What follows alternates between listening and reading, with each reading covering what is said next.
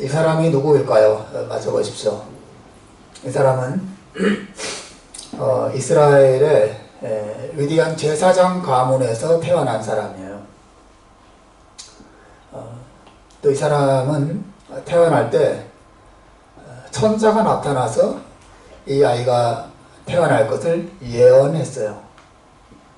누가복음 1장 15절 16절에 나오는데 이런 예언을 천사가 했습니다. 그가 주 앞에서 큰 자가 될 것이다. 그리고 모태로부터 성령의 충만함을 받아서 이스라엘 자손을 주 곧 그들의 하나님께로 많이 돌아오게 할 것이다. 이렇게 예언했습니다.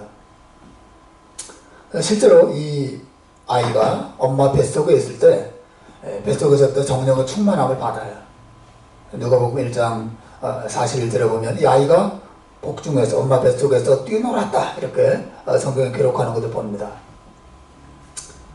대충 감이 오시죠? 누군지. 또 이 사람은 또 예수님으로부터도 극찬을 들었던 사람이에요. 누가복음의 7장 26절에서 내가 너희에게 이르노니 이 사람은 선지자보다도 더 훌륭한 사람이다. 그렇게 평가를 받았어요. 굉장하지 않습니까? 구약의 이사야, 예레미야를 비롯한 쟁쟁한 선지자들이 얼마나 많습니까? 이 사람은 선지자보다도 훌륭하다는 말을 들었어요. 또 7장 18절에서 예수님이 이런 말씀하십니다. 내가 너희에게 말하노니 여자가 낳은 자 중에 이 사람보다 큰 자가 없다. 이런 말씀하셨습니다. 누굽니까? 누구죠? 예, 세례 요한입니다. 세례 요한. 굉장한 사람. 이 사람은 집안이면 집안, 믿음이면 믿음, 지식이면 지식, 정령에 충만하면 충만한 모든 면에 있어서 이 사람을 능가할 만한 사람은 없었어요. 아주 탁월한 위대한 하나님의 사람이죠. 그런데 오늘 우리가 생각하려고 하는 이 사람의 모습은, 오늘 본문 가운데서 만나는 이 사람의 모습은 그러한 모습과는 전혀 다른 기가 막힌 모습을 우리가 본문을 통해서 전파되는 되는 모습을 봐요. 그것은 이 사람이 깊은 의심과 두려움과 침체 속에 빠져있는 세례 요한의 모습을 오늘 본문을 통해서 보는 것입니다. 오늘 내용을 보시면 이 세례 요한이 자기의 두 제자를 예수님께 보내어서 질문을 던집니다. 뭐라고 질문합니까? 오실 그분이 당신 맞습니까? 우리가 다른 사람을 기다려야 되는 건가요? 그렇게 질문을 던지게 했어요. 오실 그분, 성경에 예언한 그분이 예수님 당신 맞습니까? 아니면 우리가 다른 사람을 기다려야 되는 건가요? 이렇게 질문했어요. 우리가 착각하고 있는 것은 아니겠죠? 당신이 그 메시아 맞습니까? 그 구원자 맞습니까? 우리가 새로운 구원자를 사모하면서 기다려야 되는 건가요? 여러분, 이 말씀은 세례 요한이 예수님에 대한 의심을 표현하고 있는 거예요. 세례 요한이 예수님을 의심하고 있습니다. 이분 맞아? 이분이 구원자 맞아? 이분이 세상을 변화시킬 분 맞아? 이번에 하나님이 보내신 그분 맞아? 아니야? 맞는 것 같기도 하고 안 맞는 것 같기도 하고 의심 속에 떨어져 있습니다. 여러분, 신자는 예수님을 믿는 자예요. 그러나 여러분, 신자는 동시에 의심할 수 있는 사람입니다. 불신자는 의심하지 않습니다. 불신자는 믿지 않습니다. 근데 신자는 예수님을 믿기 때문에 의심할 수 있어요. 의심이라고 하는 것은 믿음의 기초에서 나오는 거예요. 여러분, 예수님을 믿지 않는 사람이 예수님이 구원자일까 아닐까 막 의심하고 힘들어하고 그것 때문에 괴로워하고 그것 때문에 고민하고 그럴까요? 그런 생각 잠깐 들어갈 수는 있겠지만 그것 때문에 고민하거나 그것 때문에 힘을 잃어버리거나 그것 때문에 낙심하거나 두려워하거나 그렇지 않습니다. 그러나 예수님을 믿는 사람, 예수님이 하나님의 아들이시고 나의 구원자라고 믿는 사람은 그 믿음에 의심을 찾아올 때 낙심돼요. 힘을 잃어버립니다. 열정을 잃어버려요. 여러분, 신자는 예수님을 믿는 자이지만 동시에 의심할 수도 있는 자예요. 여러분, 세례 요한은 신자매예요. 세례 요한이 믿는 사람이에요. 여러분이 아는 것처럼 이 사람은 예수님을 향해서 보라, 세상 죄를 지고 가는 하나님의 어린 양이로다 라고 말했던 사람입니다. 최초에 하나님이 보내신 구원자시다 라고 사람들에게 예수님을 소개한 사람이 세례 요한이에요. 또 예수님을 향해서 예수님은 흥해야 되고 나는 쇠하여야 됩니다 라고 말할 정도로 굉장히 겸손했던 사람입니다. 심지어 이런 말까지 했어요. 나는 예수님의 발, 신발끈 묶는 것도 감당하지 못할 사람입니다. 나는 물로 세례를 주지만 저분은 불로 너희들에게 세례를 주시는 분이다 라고 예수님을 소개했던 사람이 이 세례 요한이에요. 이 세례 요한은 예수님을 믿었습니다. 확신했습니다. 사람들에게 설교했습니다. 심지어 자기 제자들을 예수님께로 보냈어요. 예수님의 제자가 베드로의 형제 안드레가 세례 요한의 제자였습니다. 놀랍지 않습니까? 그렇게 예수님을 확신했던 사람, 사람들에게 설교하고 가르쳤던 사람, 이 세례 요한이 지금 의심에 떨어져 있습니다. 당신 맞습니까? 당신은 구원자 맞습니까? 우리가 다른 사람을 기다려야 될까요? 여러분, 우리들에게도 예수님에 대한 의심이 찾아올 때가 있어요.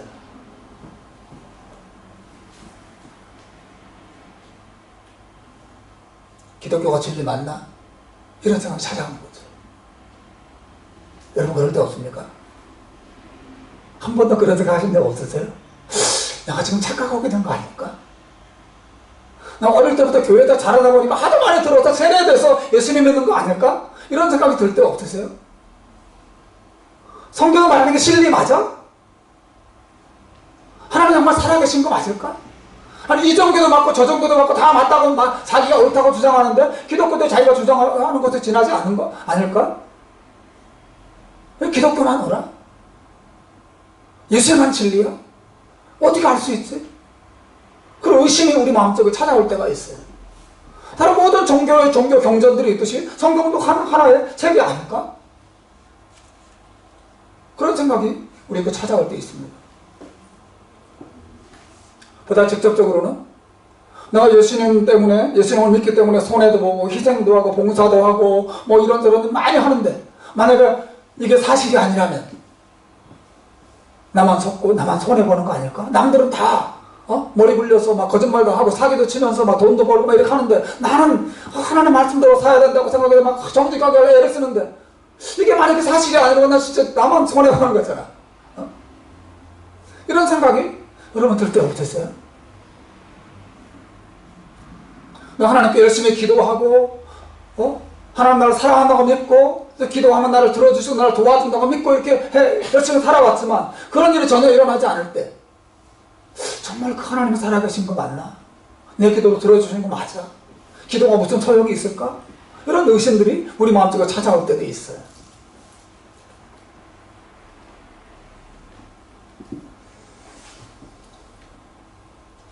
여러분, 신자들의 생각과 삶 속에 이런 의심이 찾아온다면 그 의심은 신자들을 굉장히 낙심시킵니다. 신자들 힘을 잃어버리게 만들어요. 모두 열정을 잃어버리게 됩니다. 여러분, 열정, 헌신, 기쁨 이런 것들은 확신에서 와요. 습관에서 오는 게 아닙니다.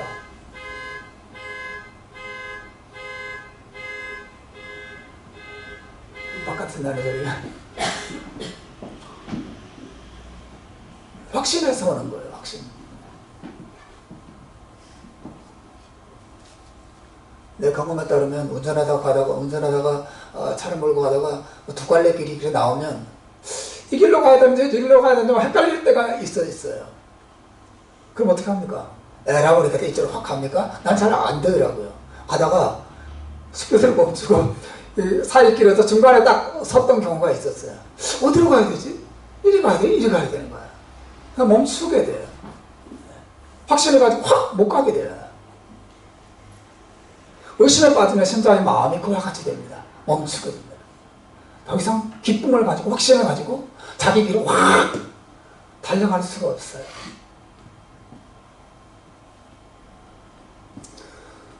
여러분, 우리 안에서 일어나는 모든 근심과 두려움이 낙심이 다 의심에서 오는 것입니다.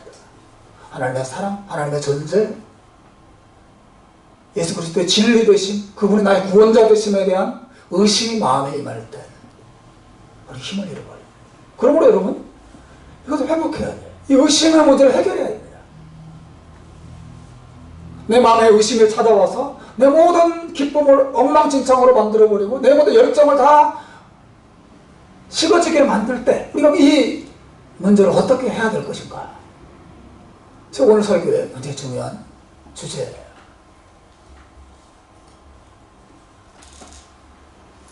여러분, 세라 요한이 자기 마음에 의심이 들었을 때 그 문제를 어떻게 해결했는가? 오늘 본문은 무엇을 말하고 있습니까? 여러분에게 세 가지를 말씀드리겠습니다. 첫째는 우리가 그런 의심이 올 때 그 의심이 드는 문제를 예수님께 직접 가지고 나가라는 것입니다. 여러분, 세례 요한이 의심에 떨어졌을 때 그가 한 일이 뭐예요? 그럼 그 의심의 문제를 자기가 혼자 가지고 혼자 끙끙 앓고 있지 않았습니다.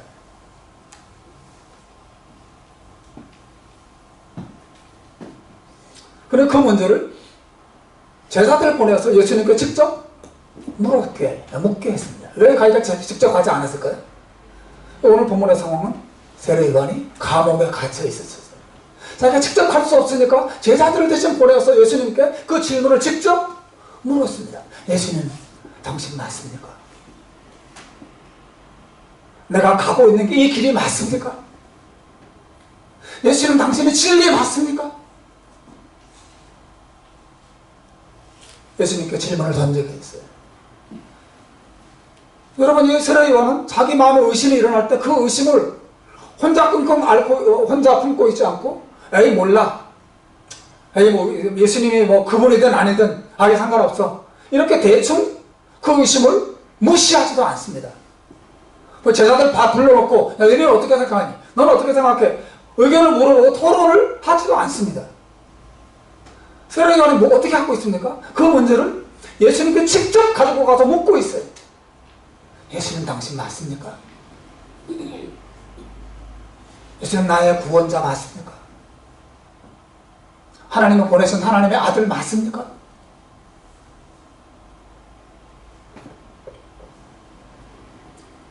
그런데 여러분, 많은 신자들이 세례 요한과 비슷하게 마음속에 여러 가지 종류의 의심들을 가지고 있어요. 그런데 그 의심의 문제들을 세례 요한처럼 예수님께 직접 가지고 나가는 신자들이 많지 않습니다. 대부분은 대충 넘어가요. 에이, 몰라. 그 문제를 가지고 예수님께 가서 기도하면서 예수님의 대답을 요구하고 하나님의 증거를 요구하고 가르쳐달라고 요구하지 않아요. 하나님, 저 정말 사랑하세요? 마음속 의심이 들어요. 뭐 이 상황을 보면 뭐 사람 나를 사랑하는 것 같기도 하고 안 사랑하는 것 같기도 하고 막 의심이 들어서 별로 기분이 안 좋아요. 그래서 그걸 내버려 둡니다. 예수님께 가지고 나가서 주님 정말 사랑해서 저를 사랑하세요? 제 기도를 들으세요? 알게 해주세요. 그리고 묻지 않습니다.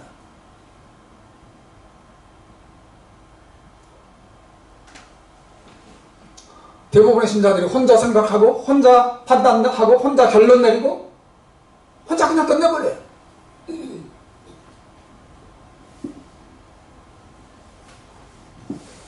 그러나 오늘 보면은 신자들이 그런 의심에 떨어질 때 예수님께 그 문제를 직접 가지고 나가서 물어볼 것을 교훈하고 있어요. 구약성경에 하박국이라고 하는 선지자가 나와요. 이 선지자의 마음에도 하나님에 대한 의심이 있었어요. 하나님, 우리 민족을 사랑하시나? 우리 민족을 정말 구원하실까? 우리 민족이 이대로 끝나는 거 아니야? 이런 의심이 하박국 선지자의 마음속에 있었어요. 그가 그 문제를 어떻게 했는지 아십니까? 하나님께 기도하고 하나님의 대답을 기다립니다. 하박국서 2장 1절 말씀 한번 보십시오. 그럼 읽어보겠습니다. 시작. 그가 내게 무엇이라 말씀하시는지 기다리고 바라보며 나의 질문에 대하여 어떻게 대답하시는지 보리라. 읽어보십시오. 하나님께 묻습니다. 하나님, 우리를 사랑하세요? 하나님, 우리와 함께 하시는 거 맞아요? 하나님, 역사하시는 분 맞습니까? 혹시 우리가 착각하고 있는 거 아닐까요? 하나님 어디 계세요? 그렇게 질문하고 나서 하나님이 이 질문에 대해 어떻게 대답하시는지 내가 기다리고 보리라. 하나님을 기다리고 있습니다.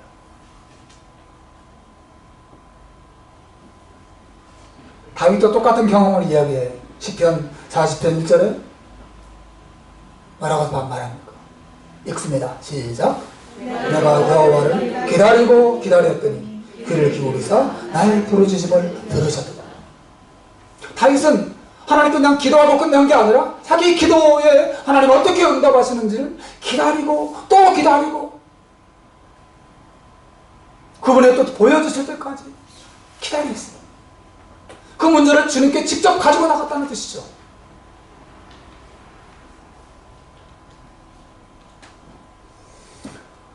그럼 저는 제 기들상 의심을 많이 하는 스타일이에요. 저는 정말 의심하는 도마와 같습니다. 의심을 많이 합니다. 정말 그럴까? 혹시 내가 착각하는 거 아닐까? 성경이 정말 사실이야? 하나님 나를 사랑하셔? 내 기도가 하나님 앞에 응답되는 거 맞나?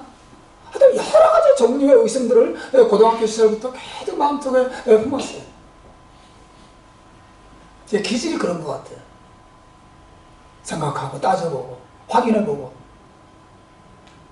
혹시 아닐지도 몰라. 또 그 아닐지도 모르는 가능성을 따져보기도 하고. 굉장히 저는 머리가 좀 복잡한 사람입니다. 단순하지 않아요. 근데 감사하게 제가 정직히 말할 수 있습니다. 제가 그럴 때마다 그 문제를 가지고 하나님 앞에 엎드렸습니다. 하나님 모르겠습니다. 제가 어떻게 해야 되겠습니까? 하나님 살아계신 거 맞습니까? 하나님 저 사랑하십니까? 내 기도 들으십니까?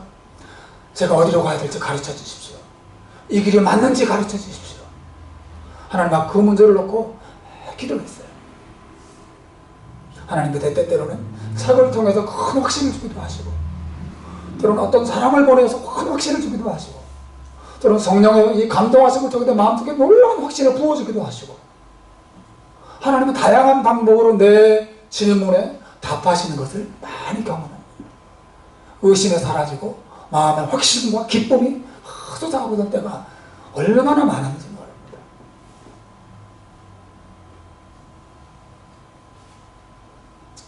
완전한 진리라고 하는 책을 지은 피어슨이라고 하는 여자분이 계세요. 독일 분인데 이분은 모태신앙으로 살아요.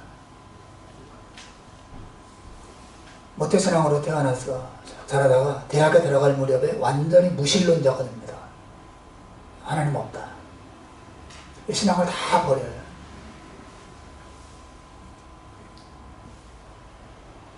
그러다가 어느 날 프란시스 슈에퍼라고 하는 아주 유명한 목사님을 만나게 됩니다. 그러니까 그분이 라블이라고 하는 그 젊은이들을 대상으로 하는 성경 공부 단체, 성경 공부 단체라고 말하기에는 좀 그래서 젊은이들이 한 자리에 모여서 토론도 하고 강의도 듣고 하면서 정말 참된 진리에 대해서 고민하는 그런 고민들을 돕는 모임이었는데 그 모임에 이 피어스가 가게 됩니다. 그리고 이 셔퍼 박사를 만나서 여러 가지 이야기를 나누고 하나님 말씀을 듣는 가운데 마음속에 기독교가 진리일지도 모른다는 생각을 가지기 시작해요. 내가 알았던 기독교하고 좀 다른데? 여기 뭔가 있는 것 같은데? 이 무신론에 균열이 생기기 시작했습니다. 그러면서 이 여자의 고민이 시작됩니다. 내가 다시 신앙으로 돌아가야 할까? 내가 과학을 믿고 이성을 믿고 인간의 능력을 믿고 여기까지 왔는데 이걸 다 버리고 내가 다시 하나님께로 돌아가야 한단 말이야. 어떻게 해야 되지? 고민합니다. 그래서 찾아보면 이 여자분의 그 고민하던 감정이 쫙 나와요. 그러다가 이분이 결심합니다. 내가 오늘 밤 이 문제를 가지고 하나님 앞에 씨름하리라. 그리고 문을 다 걸어 잠그고 저녁에 방에 홀로 앉습니다. 그리고 하나님께 묻습니다. 하나님, 저는 잘 모르겠습니다. 하나님 살아계신지. 하나님 내 기도 들으시는지 안 들으시는지 잘 모르겠습니다. 그러나 알고 싶습니다. 하나님이 진리이신 것을 제가 진리이시고 살아계시다면 가르쳐 주십시오. 이 여자가 마음에 결심하고 내가 이 응답이 올 때까지 잠을 안 자리라 그런 결심을 합니다. 저는 여러분이 다 똑같이 해야 된다 그런 말을 하는 게 아니에요. 그 말이 아니라 이런 시도를 했다는 거죠. 그래서 10시가 지나고 11시가 지나고 12시가 지나고 새벽 1시, 2시가 지나는데 아무 응답이 없어요. 이렇게 졸음이 막 쏟아지기 시작합니다. 끄덕끄덕 졸았어요. 그런데도 포기하지 않고 하나님 정말 내 마음의 이 의심과 이 문제를 해결해 주십시오. 하나님 살아계시다면 그렇게 해주십시오. 그러다 갑자기 놀라운 일이 일어났습니다. 굉장히 신비한 일이죠. 저도 그런 신비한 일을 경험하지 않았기 때문에 모든 사람이 똑같이 경험해야 된다 이 말을 하고 있는 게 아니에요. 그런데 그 자매님에게는 그런 놀라운 일이 일어났어요. 기도하는 도중에 그 방에 굉장히 신비로운 기운이 몰려들면서 이 여자의 표현에 따르면 하나님이 정말 그 방에 찾아오신 것 같은 강력한 확신이 마음속에 밀려들기 시작했다는 거죠. 그리고 이분이 그 자리에 무릎을 꿇고 자기 죄를 고백하고 하나님의 그 실존을 받아들이고 회심하고 주님을 깊이 만납니다. 그러면서 성경을 펼치게 되고 성경 안에서 기독교의 영광을 계속 발견해 나가고 지금은 아주 신실한 이 무신론자들에게 전도하고 대학 교수인데 하는 그런 삶을 살기 시작하죠. 사랑하는 여러분, 여러분의 의심이 이런 보다 근본적인 질문이든 아니면 삶 속에 일어나는 하나님의 사랑과 도우심에 대한 의심의 어떤 종류의 의심이든 그런 의심들이 여러분 마음속에 일어날 때 그걸 가지고 주님께 나아가라는 거죠. 딴 데 가서 헤매지 말고 혼자 고민하지도 말고 다른 사람과 대화해서 너는 어떻게 생각하냐 이렇게 묻지도 말고 주님 무엇입니까? 가르쳐 주십시오. 깨닫게 해주십시오. 확실하게 해주십시오. 주님께 기도하라고 하는 것이죠. 두 번째, 우리 이런 의심과 침체를 이기는 두 번째 길은 내 생각을 버리고 하나님의 방법을 받아들이는 거예요. 사실 세례요한이 침체에 빠졌던 이유가 뭐냐면 예수님께서 자기가 기대하는 대로 행동하지 않았기 때문에 그래요. 처음에는 예수님이 자기의 구원자라고 믿었어요. 그런데 가만히 보니까 예수님의 행동이나 예수님으로 나타나는 결과가 자기가 기대하는 것과 너무 달랐어요. 세례요한은 메시아이신 예수님이 세상에 오면 그 메시아는 모든 악인들을 심판하고 그래서 로마를 무너뜨리고 이스라엘 땅에 새로운 시대를 열어줄 거라고 생각했습니다. 마치 내가 예수님 믿으면 우리 가정에 경제적인 어려움이 자동적으로 해결되고 직장이 생기고 병이 낫고 자녀들이 잘 되는 일이 생길 거라고 생각하는 것과 똑같은 거죠. 아주 단순하게 생각했습니다.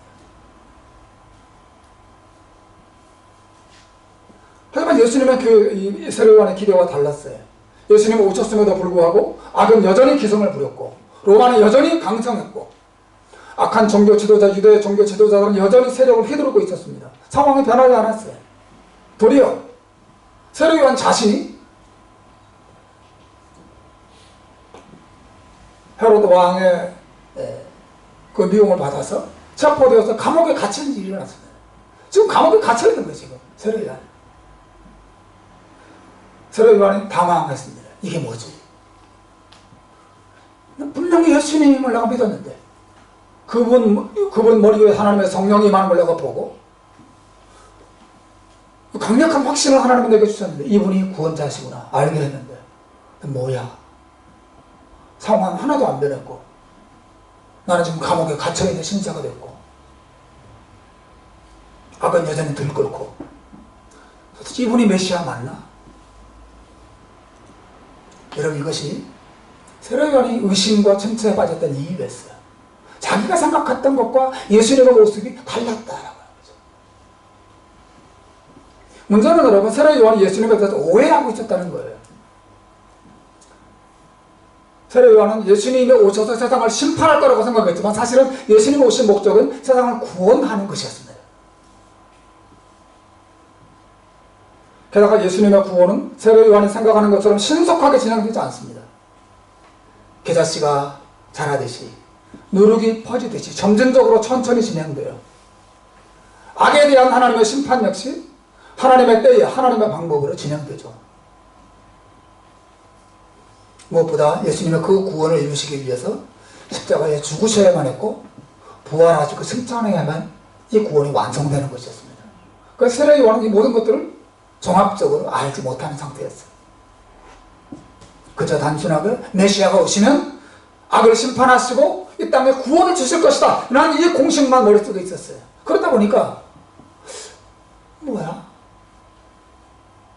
예수 믿으면 어려운 일이 사라지고 하나님의 나를 복을 줄 것이다 이런 단순한 공식만 가지고 있는 신자들이 이런 의심에 많이 떨어지게 됩니다.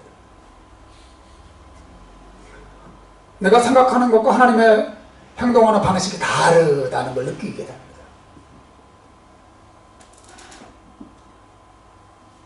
얘는 모세도 똑같은 침체에 빠져요. 모세가 하나님의 부르심을 받아서 이집트 바로 왕에게 이스라엘의 구원자라고 가지 않습니까? 그리고 요청합니다. 내 백성을 보내십시오. 우리가 이제 새로운 곳으로 가서 하나님을 예배할 것입니다. 우리가 이 땅에서 나가겠습니다. 하나님의 부르심을 받아서 바로 왕에게 갔을 때 바로 왕이 당연히 풀어줄 거라고 생각했어요. 왜? 하나님이 나를 보냈으니까. 하나님 나와 함께 하시고 분명히 이 백성을 자유케 하겠다고 약속하셨기 때문에 모세는 자기가 가서 말하면 탁 자유케 할 줄 알았어요. 근데 그렇지 않았습니다. 상황은 더 악화됐습니다. 바로가 화가 나가지고 이스라엘 백성들을 그 노동을 더 극심하게 시켰어요. 우리 이스라엘 백성들은 더 낙심돼가지고 모세를 원망하기 시작했습니다. 여러분 그때 모세가 하나님께 뭐라고 기도하는지 아십니까? 출애굽기 5장 22절에 한번 보십시오. 같이 읽습니다. 시작. 모세가 여호와께 돌아와서 구하되 주여 어찌하여 이 백성으로 학대를 당하게 하셨나이까? 어찌하여 나를 보내셨나이까? 이 여러분 이 모세도 깊이 낙심하고 진짜합니다. 뭐예요 하나님? 나 보냈으면 도와주셔야지. 약속하셨으면 뭐 축복하셔야지. 자기 생각과 하나님의 생각, 자기 방법과 하나님의 방법이 다르. 자기가 생각하는 때와 하나님의 생각하는 때가 다르니까 이렇게 낙심하는 거죠.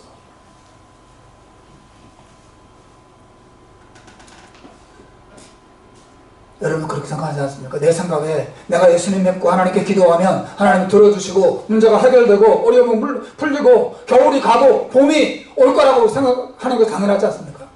내가 열심히 기도하고 열심히 목회하면 성도들이 막 변화가 일어나고 성도들이 찾아오고 전도가 이루어지고 기도회가 사람이 막 꽉꽉 차고 이래야 되는 거 아니에요?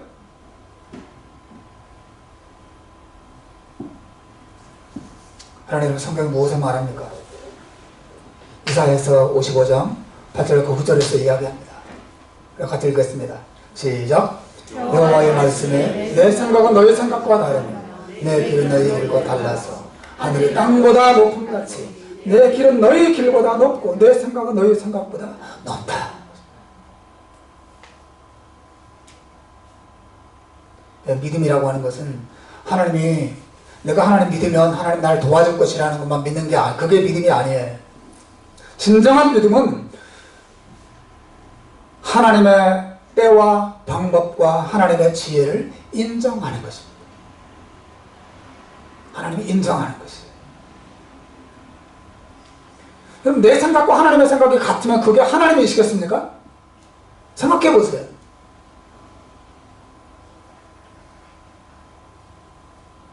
하나님이 아니죠. 하나님은 나보다 더 위대하세요. 더 지혜로우십니다. 하나님의 되심을 인정하는 것이 믿음이지, 내가 하나님 믿으면 내 생각대로 하나님이 이루어질 거라고 믿는 게 이게 믿음이 아니에요.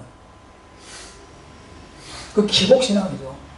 우상 앞에 저랑은 똑같습니다.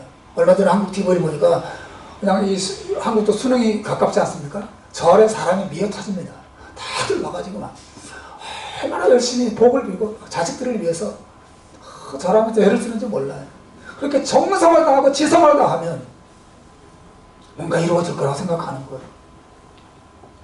그걸 기독교에 그대로 적용하는 사람들이 있습니다. 여러분 잠언 3장 5절 6절 말씀 같이 읽어보겠습니다. 시작. 너는 마음을 다하여 여호와를 의뢰하고 내 명철을 의지하지 말라. 너는 범사에 그를 인정하라. 그리하면 내 길을 지도하시리라. 네 생각, 네 방법, 너의 때 그거 붙들고 있지 말고 하나님의 하나님 되심을 인정하라. 하나님이 너보다 더 많이 알고 하나님이 너보다 더 완전한 계획을 가지고 있고 더 지혜롭게 네 이 인생을 인도하시는 거야.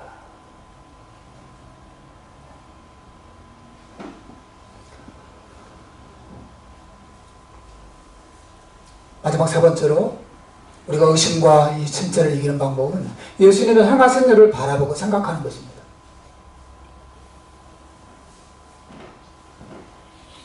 예수님이 세례 요한이 보낸 그 두 제자를 만나고 나서 이 세례 요한을 회복시키길 원하세요. 그대로 버려두지 않습니다. 예수님 뭐라고 답하십니까? 22절 말씀 보십시오. 예수님이 세례 요한 제자들에게 주신 메시지를 보십시오. 한 번 더 읽습니다. 시작. 예수께서 대답하여 이르시되 너희가 가서 보고 들은 것을 요한에게 알리되 맹인이 보며 못 걷는 사람이 걸으며 나병 환자가 깨끗함을 받으며 귀 먹은 사람이 들으며 죽은 자가 살아나며 가난한 자에게 복음이 전파된다 하라. 가서 나 때문에 지금 무슨 일이 일어나고 있는지 가서 전해라. 세례요한이 말하고 있습니다. 예수님 때문에 이런 일이 병자들이 고침받고 귀신이 나가고 죽은 자가 살아나고 한 사람 한 사람의 인생이 예수님 때문에 변화되고 있다는 사실을 가서 전해라고 말합니다. 여러분 이 말은 여러분 오해하시면 안 됩니다. 이 말은 예수님을 믿으면 예수님께서 모든 병을 낫게 해주시고 모든 죽은 자가 살아나게 하시는 분이다 그런 뜻이 아니에요. 실제로 여러분 예수님이 이 세상에 살아계실 때 예수님 주변에 있는 모든 병자를 다 고쳤는지 아십니까? 아주 소수의 병자만 고쳤어요. 모든 죽은 자를 예수님 다 살아나게 하셨나요? 아니에요. 예수님을 살아나게 하신 사람은 몇 명밖에 안 돼요. 사실은 모든 귀신 들린 자가 다 고침받았나요? 아니에요. 예수님은 만난 귀신 들린 사람 몇몇 사람만 고침받았어요. 예수님을 믿고 예수님 가까이 하면 모든 일이 다 그렇게 진행될 거라고 생각하면 안 됩니다. 도리어 이것은 무엇을 의미합니까? 예수님께서 이런 일을 행하셨다고 하는 것은 예수님께서 구약 성경이 예언하고 있는 하나님이 보내신 참 구원자라는 사실을 보여주는 증거라는 거예요. 실제로 메시아가 오시면 이런 일을 할 것이라고 성경이 예언하고 있습니다. 이사야서 35장에 보면 예수님이 오시기 약 800년 전에 이사야가 예언합니다. 한번 보시죠. 메시아가 와서 어떤 일을 할 것이라고 예언되어 있습니까? 시작. 그때에 맹인의 눈이 밝을 것이며 못 듣는 사람의 귀가 열릴 것이며 그때에 저는 자는 사슴같이 뜰 것이며 말 못하는 자의 혀는 노래하리니 이는 광야에서 물이 솟겠고 사막의 시내가 흐를 것이니라. 그때에 저 메시아가 올 때 구원자가 이 세상에 올 때 그분에 의해서 이런 일이 일어날 것이다. 주님께서 이런 병자를 고쳐주시고 죽은 자를 살리시고 귀신을 쫓아내시는 것은 이 땅에 있는 모든 병자를 고치는 것이 그분의 뜻임을 보여주기 위한 게 아니라 자신이 바로 이 구약 성경이 예언한 바로 그 메시아이심을 사람들에게 보여주고 알게 하고 확신하게 하시기 위함이죠. 예수 믿는 사람 중에서도 죽은 다음에 살아나지 못하고 그냥 계속 죽음으로 끝난 사람도 많이 있어요. 예수 믿는 사람들 장애인 많습니다.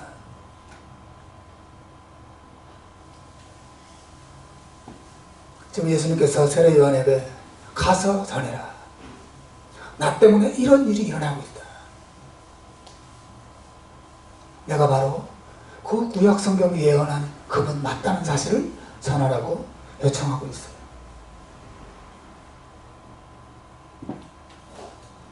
사랑하는 여러분, 세례 요한이 모든 침체와 근심에서 벗어날 수 있는, 그리고 확신을 가질 수 있는 방법이 뭐였어요?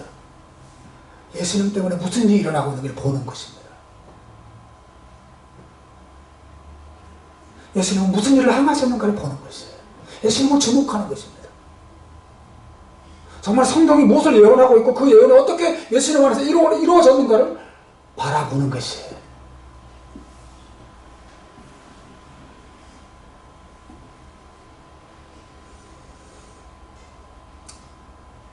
여러분과 복권 사시는 분이 있는지 모르겠는데 더 이상 복권을 사지는 않습니다. 불로소득을 꿈꾸는 것이 하나님이 기뻐하는 일이 아니라는 걸 알고 나서 저는 복권을 사지 않습니다. 근데 초등학교 때는 복권, 주택복권 같은 거 좀 샀어요.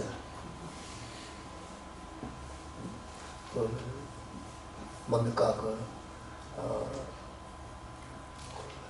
누구죠? 송혜 씨. 네. 송혜 씨, 변웅전 씨, 이런 분들이 주택복권을 왜 추첨 프로그램 사회보고 막 그랬지 않습니까? 준비하시고 쏘세요. 탁 가서 3번이요, 5번이요, 이제 1등, 2등, 3등 쫙 나누고 그랬던.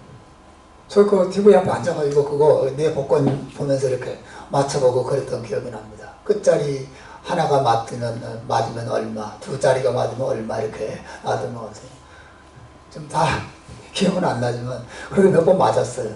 막 1,000원짜리, 2,000원짜리 맞고 그러면 얼마나 좋은지 모릅니다. 근데 막 그거 맞은 복권 가지고 그 다음 날이나 아니면 그 다음 주에 현금으로 바꾸러 가잖아요. 얼마나 신나는지 모릅니다. 만약에 여러분 그 복권이 당첨된 금액이 1,000원, 2,000원 정도가 아니라 1억, 10억이면 어떻습니까? 진짜 신나지 않겠습니까? 우리 꿈이 이제 생신이 막 꼬집어 보고, 정말 내가 번호 착각한 거 아닌가? 그럴 때마다 어떻게 합니까? 다시 복권 꺼내서 보고 또 보고 확인하고 또 확인하고 그러지 않겠어요? 의심이 들 때마다 꺼내서 보고 또 보고 그러겠죠. 확인하고. 여러분들이 마음에 하나님의 사랑과 하나님의 은혜와 내가 가는 이 믿음의 길이 맞다는 사실을 해설에 대한 의심이 찾아올 때마다 우리가 꺼내서 보고 또 보고 확인하고 또 확인해야 될 것이 뭡니까? 우리가 뭘 바라봐야 돼? 바로 예수 그리스도와 그분의 십자가의 고난과 그의 죽으심과 부활을 바라보는 것입니다. 예수님은 정말 2000년 전에 성경의 예언대로 세상에 오셨어요. 성경의 예언대로 그분이 죽으셨습니다. 여러분 그걸 기억하십시오. 그분이 오셔서 죽으셨고 다시 살아나셨습니다. 그리고 성경의 예언대로 하늘에 오르셔서 이 땅에 성령 하나님을 부어주셨습니다. 지금도 하나님의 성령께서 온 세상에 일하고 역사하고 계십니다. 우리가 가는 길이 맞아요. 하나님 살아계십니다. 하나님 우리를 정말 사랑하십니다. 지금도 우리를 부르고 계십니다. 만약 이것이 아니라면 이 자리와 이 시간이 무슨 의미가 있어요? 우리는 미친 짓 하고 있는 것입니다. 저는 사기꾼 중에 사기꾼이 될 것입니다. 정말 그리스도 안에 진리가 있고 생명이 있고 구원이 있고 우리 인생에 참된 행복이 있습니다. 말씀 맺겠습니다. 여러분 마음에 의심이 들 때마다 이 세 가지를 기억하십시오. 첫째는 그 문제를 가지고 예수님께 직접 나가서 기도하십시오. 둘째는 여러분의 생각과 하나님의 생각, 여러분의 방법과 하나님의 방법이 다를 수 있다는 것을 항상 염두에 두십시오. 마지막 세 번째는 십자가와 부활의 예수님을 들여다보고 믿음을 회복하십시오. 우리가 2018년을 마무리하고 2019년을 마무리하고 2020년을 새로운 마음으로 맞이하자는 이 주제로 계속 매주마다 설교하고 있는데, 우리가 이 올해 안에 없애야 할 것이 뭡니까? 우리 마음에 이런 지저분한 의심들, 이 길이 맞나? 이런 여러 가지 마음에 하나님의 은혜와 사랑과 다 의심들, 모든 것들을 좀 다 몰아내고 하나님의 은혜와 사랑에 대한 큰 확신을 가지고 새 마음으로 2020년을 맞이하게 되기를 주님의 이름으로 축원합니다. 기도하겠습니다.